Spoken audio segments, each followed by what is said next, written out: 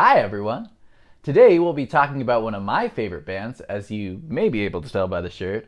Might need the close-up there. We're talking Wilco. Now I've had the pleasure of listening to their discography for the past 2 weeks to come up with the cream of the crop. I'm calling this, undeniably, the top 10 best Wilco songs. Just to stir things up a little bit, I'll have my pick for an overrated song at the end. But in the meantime, let's get to the top 10. At number 10, we have One Wing from Wilco the Album. In late 2008, 4 of the 6 members of Wilco, Mad Hat mastermind Jeff Tweedy, rocksteady bassist John Sturrett, multi-instrumental ace Pat Sansone, and left brain drummer Glenn Cochie, traveled to Auckland, New Zealand, to take part in recording a charity album for Oxfam, along with some other musical mavericks, like Ed O'Brien and Phil Selway from Radiohead, and Johnny Marr of the Smiths. Tweedy wrote a song together with Marr, in addition to 2 other originals, including You Never Know, which would later be revisited on their next album. After recording the majority of their last 2 albums at the Wilco Loft in Chicago, the band enjoyed the carefree Kiwi atmosphere. So they stuck around to record the meat and potatoes of what would become known as Wilco the Album, with the other 2 members, consummate keyboardist Michael Jorgensen and avant axe slayer Nels Cline, adding overdubs back in the States after the basic tracks were completed. The group would say it was named after the band itself because it felt like what the band was meant to be.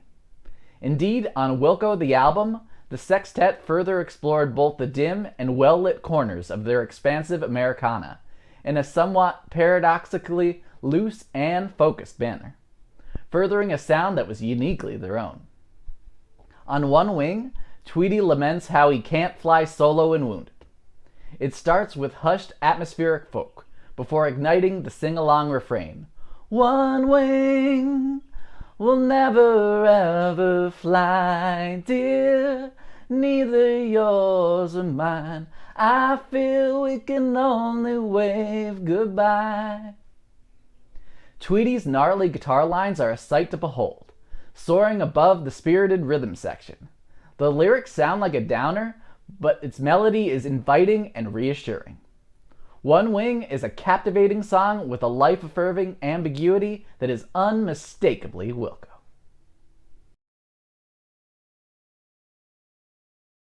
At number 9, we have Dawned on Me from The Whole Love. In the making of Yankee Hotel Foxtrot documentary, I Am Trying to Break Your Heart, Jeff Tweedy mentions how every new album was majorly talked up as being the big breakthrough, when even with grand, majestic works of art, the reaction was polite and sales were modest. They were critically adored, but it was more a gradual ascent to amphitheaters and auditoriums than a bullet straight up the charts. After all the major label drama, Wilco were excited to leave the uneasy alliance with corporate A&R to start their own label, DBPM Records. The group's previous LP, Wilco the Album, received somewhat mixed reviews, with some critics dubbing it dad rock for its accessible, friendly rock and rollery. Free from any lofty expectation of making hit records, the band created the eclectic collection The Whole Love, proving they were far from over the hill. The album consciously covers the record with experimental embellishments. The opener, Art of Almost, starts with a drum sample and digital drive that nods to those lazy American Radiohead shorthand descriptors that never really made a ton of sense. You never see Tom York and company write breezy pop songs like I Might or Dawned on Me. Dawned on Me is another alternate world Billboard Top 10. It's easygoing and upbeat, riding on unstoppable energy. It's disarmingly simple on a casual listen, but hidden in plain sight are bursts of controlled distorted guitar scrungs, delicate vocal harmonies, and airy electric organ tastefully arranged, artfully accenting the effervescent melody but never obtrusive. Dawned on Me is a slice of perfect pop, with just enough weirdness to keep things interesting.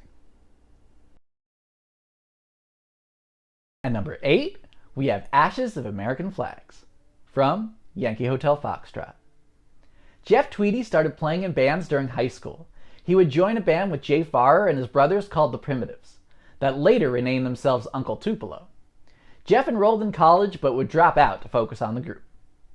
The band would become the valedictorians of the alternative country scene in the early 90s, releasing 4 albums with their last being issued by a major label. However, just as the band was gaining notoriety, things went sideways, and Farr blindsided Tweedy by announcing the group's breakup. Uncle Tupelo's members would split into 2 rival groups, the Farr-fronted Son Volt, and our plucky heroes of this story, Wilco. While Son Volt had the early immediate success, Wilco would be the tortoise, finishing the long race. On Wilco's first album, AM, and parts of their second LP, Tweedy's songs have the shadow of Uncle Tupelo hanging over them, twangy, whiskey-soaked, and indebted to the past. During being there, Tweedy came into his own, blossoming as a songwriter and lyricist. By Yankee Hotel Foxtrot, his compositions were overflowing with ideas and complexity. He had truly discovered his gifted voice. Ashes of American Flags is a sterling, singular work on an album chock full of them. Keyboards paint a white noise cloud that hovers as Tweedy sings sweetly, but resigned. All my lies are always wishes. I know I would die if I could come back now. The pedal steel guitar whines out reverb-soaked cries, and piano keys descend around his words, echoing his mental state. Instruments briefly join in, swelling with emotion only to cut out or decay. It's a fragile meditation on coming to terms with the grayness of life, covered in humming electronics and washes of music concrete, and it features some of Tweedy's best couplets. Ashes of American Flags is the stunning, beating heart of Yankee Hotel Foxtrot. At number 7, we have Impossible Germany from Sky Blue Sky. Sky Blue Sky would be something of a Rorschach test for Wilco fans, with many fans revering its mellow, insular charms, while others decried it as the band playing it safe. Honestly, it was inevitable that Wilco would release a record that didn't rise to the rarefied air of Summer Teeth, Yankee Hotel Foxtrot, and A Ghost Is Born. They are all remarkable albums, and every single release can't be a paradigm-shifting classic. While Sky Blue Sky hardly pushes out of the box, it is a frequently excellent set of tunes. After the lineup flux for nearly every album prior, Sky Blue Sky returns most of the same cast as the previous LP, with Pat Sansone and Nels Cline, who had been moonlighting with the group live for several years at this point, officially joining and solidifying the lineup that still stands together today. With the core finally settled and in fine form from constant touring, the album sessions were far more collaborative than past Wilco albums. On Impossible Germany, the group as a whole is credited as its author. Cline and Sansone joined Tweedy for a triple guitar tapestry, beautifully hand-woven. Cline takes the lead to deliver a blistering melodic solo, while the other 2 trade off Thin Lizzy barbed licks, and the rhythm section remains ever steady, allowing the guitar theatrics to take center stage under the spotlight. It isn't bloated, indulgent jam band showmanship either. The 3 guitarists play off each other telepathically, complementing each new line and elevating each other in a graceful 6-string ballet. Impossible Germany is a live staple from the band for a reason. It's a show-stopping marvel. At number 6, we have I'm Always in Love from Summer Teeth. On being there, Wilco was discovering who they were. But by their next album, Summer Teeth, they were fully formed, with impressive musical strides colliding with their kaleidoscopic ambitions. Multi-instrumental whiz Jay Bennett had joined the group shortly after AM, and by Summer Teeth he had grown out of his sideman role to co-write most of the album alongside Tweedy. Previously, Jeff had brought full songs into the sessions, and the band would record them live with minimal overdubs. On Summer Teeth, the songs were largely created in the studio, with the duo bouncing ideas off each other, capturing and manipulating songs using Pro Tools, a digital audio program that is the industry standard now, but was a revelation in the late 90s. With a simple mouse click, the sonic possibilities seemed endless, and they used the power to obsessively overdub and create a 60s-inspired pop opus with a somber, melodramatic twist. I'm Always in Love is a rollicking power pop jam with a killer hook. The label threw more money away by insisting on remixing Can't Stand It to make it more radio-friendly, removing parts of the bridge and somewhat strangely adding bells. It didn't work. Meanwhile, the bigwigs completely slept on I'm Always in Love, the catchiest earworm on the album. Drummer Ken Cooper and bassist John Sturrett provide that driving thump, while Bennett's shiny synthesizers add a sticky, sweet countermelody to Tweedy's expressive vocals, and Sturrett's underrated backups lend playful harmonies. On a dark record, it's one of the brightest moments, though at the end, his lyrics flip from I'm bragging to I'm worried, I'm always in love, hinting that uncertainty is creeping back in. I'm Always in Love is an undeniable pop gem, upbeat, bold, and crackling with confidence. At number 5, we have Hummingbird from A Ghost is Born. Pro Tools enabled Wilco to amplify and deconstruct arrangements. By the sessions for A Ghost is Born, which humorously had the working title Wilco Happens, the group was using the program to write and create the songs. Once satisfied, they would then learn how to recreate the pieces live. Tweedy found this new approach liberating, and it would push them in a more avant-garde direction. Jim O'Rourke, promoted to producer after mixing Yankee Hotel Foxtrot, encouraged Tweedy to embrace being the lead guitarist. He would take cues from his underground hero Tom Verlaine, of legendary post-punkers Television, to craft naughty, melodic, and sometimes frantic guitar solos. Even more so than the lyrics, the sonics of A Ghost is Born evoke Tweedy's state of mind, smoggy and fragmented. He had suffered from severe migraines from a young age. On Less Than You Think, screeching feedback relays that physical anguish. On At Least That's What You Said, Tweedy said the hectic end solo approximates one of his frequent panic attacks. This torturous struggle would eventually lead Tweedy to go to rehab for depression and opioid dependence after the album was complete. It unsurprisingly makes for a bipolar listen. Hummingbird is a concise, 3-minute burst of fresh air through the haze. Tweedy would later say in his memoir that it was his dad's favorite song. He would ask Jeff why he didn't write more songs like it. Jeff answered, "I have no idea. I'm not sure how I wrote it."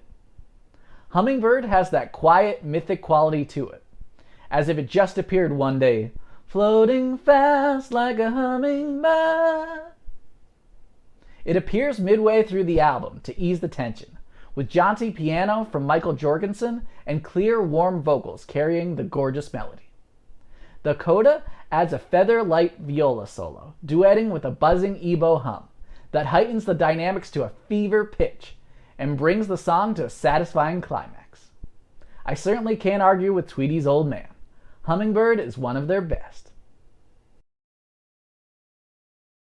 At number 4, we have I Am Trying to Break Your Heart from Yankee Hotel Foxtrot. Jeff Tweedy and Jay Bennett captured exquisite chemistry on Summer Teeth, but the honeymoon wouldn't last. Bennett sought to engineer and mix Wilco's next album, but Tweedy was apprehensive. His aim was to take the new songs in a more artful and abstract direction, while Bennett desired a more accessible approach. The two clashed frequently. A telling exchange of the communication gap between the duo was captured in the Sam Jones documentary. The tense moment is still hard to watch. Unbeknownst to Bennett, Tweedy had invited acclaimed producer and occasional member of Sonic Youth, Jim O'Rourke, to mix I Am Trying to Break Your Heart, resulting in the version that would appear on the album. The rest of the band, including Bennett, were impressed, and O'Rourke would record and mix 6 of the 12 album tracks. While recording the opener, Tweedy also fought with drummer Ken Coomer, who couldn't play the song like Tweedy envisioned. O'Rourke suggested Glenn Cochi demand the kit, and his jazzy, percussive feel transformed the song and the band. I'm Trying to Break Your Heart takes nearly a minute to start, introducing a toy trunk of tape loops and found noise before the light acoustic guitar fades in. Sturrett drops a loping bass line, and Cochi's disjointed drums tumble in. Both the narrator and the music itself are off-kilter and intoxicated as they assassinate down the avenue. Tweedy's barstool poetry almost seems absurd if his loneliness wasn't so full of conviction. The band throws the kitchen sink into the mix. Music box tines, dissonant piano chords, and throwaway melodies surround Tweedy's uneasy, metropolitan isolation. I Am Trying to Break Your Heart is executed flawlessly, succeeding as both cutting-edge high art and an affecting song that hits you right in the gut. And number 3, we have Misunderstood from Being There. Following the disintegration of Uncle Tupelo, Sun Volt released their debut to solid sales numbers and even a college radio hit. In comparison, Wilco's debut AM stalled, and the group saw it as a failure. Tweedy had just become a father, and on the verge of 30, with a family and a mortgage to worry about, it felt like a make or break moment. During the 200-date AM tour, he started writing the next album, and by the time the Being There sessions wrapped, they recorded 30 songs, which would be whittled down to a final 19, covering 77 minutes.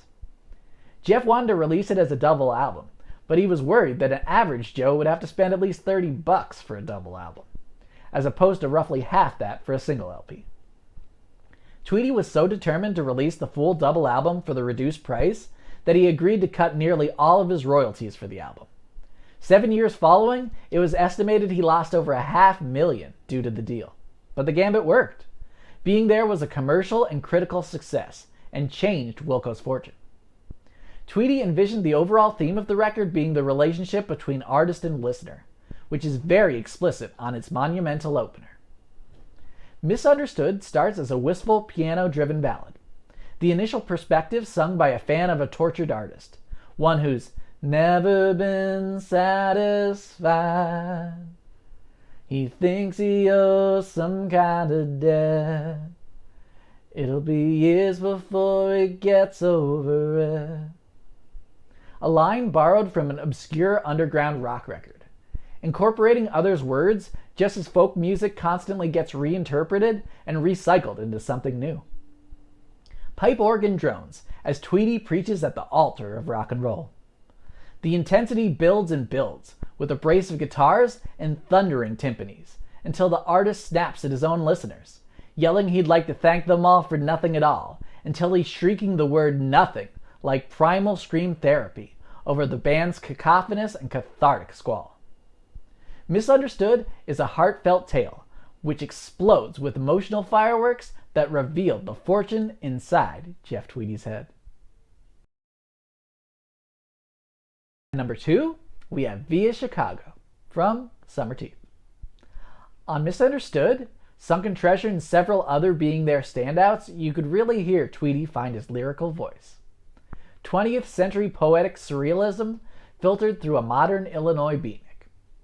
Jeff credited his improvements to the novels he read on the road. He said on Being There he hardly wrote any of his lyrics down, so he started jotting down words here and there, and then creating melodies based off those. He said, by writing things down and putting more words in my head, it put more words in my mouth when I turned on the tape recorder to sing.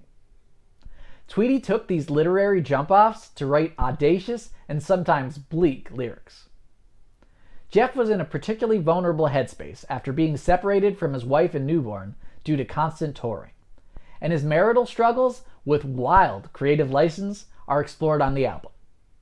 His wife would hesitantly lend her blessing, but you feel for her. It's not often the most flattering portrait. But which side of the story can truly be trusted? It's not like the protagonist comes off looking innocent either.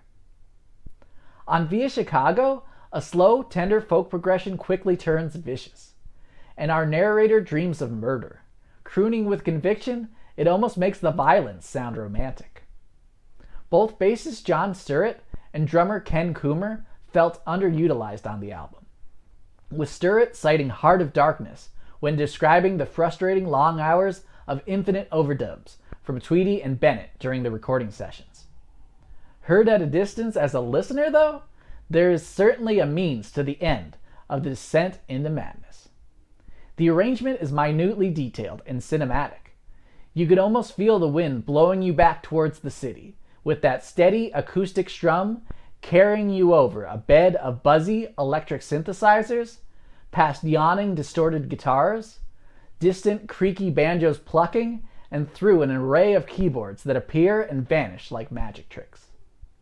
In Via Chicago, there is a desperate yearning to belong that is unshakable. It's an anthem for the anti-hero, equally tragic and inspiring. At number 1, we have Jesus, Etc. from Yankee Hotel Foxtrot. Any oral history of Wilco would be incomplete without the major label drama that besieged Yankee Hotel Foxtrot. In early 2000, Warner Brothers' music division was losing tons of money and market share. Wilco was signed to one of the labels they owned, Reprise, which endured multiple firings of key staff that championed the band. Eager to find a hit and turn a profit, a new A&R man from the label tried to coax the group into writing more radio-friendly material. Wilco refused to make any changes to what is now widely considered a masterpiece. The label flat out rejected Yankee Hotel Foxtrot, and in a strange turn of events, gave the band the full rights to the album for free to shop to another label, in a desperate effort to quell a public relations disaster. It was modern-day David and Goliath, upstart indie rockers versus the out-of-touch corporate kingmakers. Wilco not only sold the album back to a completely different label that was also owned by Warner Brothers, who effectively paid for the album twice, but also, due to the delay in release, the group streamed the entire album through its website, so fans wouldn't download low-quality bootlegs from peer-to-peer networks. Traffic to their website was massive in the months following, and the grassroots approach propelled Wilco to expand their cult following and grow their fan base exponentially without standard radio play. Though it was never truly released as a single, Jesus, Etc. is one of their most beloved songs. Originally titled Jesus Don't Cry, during sessions the mix title was scribbled down as Jesus, Etc., and it stuck. The melancholic mid-tempo sway is accented by the string section with a dynamic arrangement that at times bobs with the delicate, pretty melody or swells with tremolo impacted by the emotion in Tweedy's voice. Recorded before 9/11 but released after, its lyrics, "Tall buildings shake, voices escape, singing sad, sad songs," seem like eerie premonition. Music, like life, is mysterious, and sometimes songs seem to appear at the perfect time to offer solace and resolve. Jesus, don't cry, you can rely on me, honey. Jesus, Etc. is a helping hand, reassuring us in our darkest hours to keep your head up and look for the light. It's magnificent chicken soup for the soul, and their absolute best song. And now, I'll add 2 more songs that almost made the list. The first is Out of Sight, Out of Mind, a song the band likes so much it appears twice on Being There, albeit with a slight title variation. Its second version is not unlike the other version of Revolution that appears on the White Album, a slower, old-school pop take to counter its ripping sister single. It's a shot of pure power pop adrenaline, with chugging heartbreaker swagger that really fits with the over-the-top video of the guys playing the jam while skydiving. The clip is so deliciously 90s, it's unabashedly goofy. It didn't light up the charts, but it's kicking fun times rager. The other near miss would be Handshake Drugs, certainly the peppiest song about scoring black market Percocet ever made. The narrator chews the scene, waiting for the man to arrive, and the bitter Chicago wins. It was first attempted during the Yankee Hotel Foxtrot sessions, but it would be given new life on A Ghost Is Born, and perfected in subsequent live renditions, where the cheery gallop of the verses are interspersed with guitar solo cartwheels and whammy bar theatrics. It's a total blast to see them play it live, and deserves to be mentioned among their best. Finally, let's talk about what I consider to be Wilco's most overrated song, and that is California Stars. Of course, it's kind of partially a Wilco song considering the words were penned by Woody Guthrie, but it's their song with the most views on YouTube. Heck, Even old-time rock and rollin' Bob Seger's cover of the song has 1 million views by itself. It's the only Wilco song I've ever heard at my local grocery store. And at this point, I've already talked about 12 songs that are a class ahead. California Stars remains one of the band's most enduring songs, primarily because its lackluster country western boogie is inoffensive and the model of simplicity. It's so simple that it's a little dull though. The original is 5 minutes long and it gets repetitive quick, almost feeling like it's the same chorus over and over, with an occasional break for a paint-by-numbers fiddle solo. It's stretched thin at 5 minutes, but they have live version, such as the one with Jason Isbell, where they unnecessarily tack on another 2 minutes. That's roughly the length of Out of Sight, Out of Mind, or I'm a Wheel. Personally, I would rather hear those songs over California Stars. It's not a bad song by any means. I understand the appeal of its low-stakes honky-tonk, but I can't help but feel that it being Wilco's most well-known tune probably speaks more to what sells to the general public. Wilco has whole albums of better tunes. California Stars can't help but be overrated. As you're still watching, I wanted to share a deep cut as well. For that, I'm shining a light on a magazine called Sunset, a misfit toy from the Yankee Hotel Foxtrot sessions. Cut from the album, it was part of a bonus disc to entice buyers in the Australian market, then later released as a free download from their website and retitled the More Like the Moon EP. My guess is that it was left on the cutting room floor because it closely resembles their prior album, Summer Teeth, which is a bit of a shame because the song ranks among their catchiest feel-good pop songs. With Brian Wilson harmonies, chiming glockenspiel, and maraca-shaking momentum, it's one of Wilco's greatest melodies, somehow relegated to a mere footnote. It's well worth putting in your playlist. So there you have it. That was undeniably the top 10 best Wilco songs. So, how wrong was I? Do you agree? Do you disagree? What's your top 3? Do you think California Stars is one of their best? Let me know. And if there's any artists you'd like to see me rank, let me know in the comments below. Hope you stick around, and thank you for watching.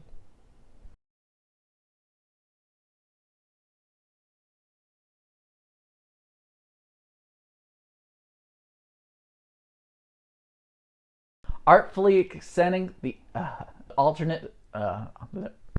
The band would become the... Sky Blue Sky... nope. Sky Blue Sky. I don't know what that was. Rorschach test for both... I got Rorschach right and then I couldn't get back to it. While Sky Blue Sky... the Warrior... Oh, it almost Jeff credited his... nope. A slower oats... nope. Their own label. DBPPM. DBPP. A songwriter and lyricist?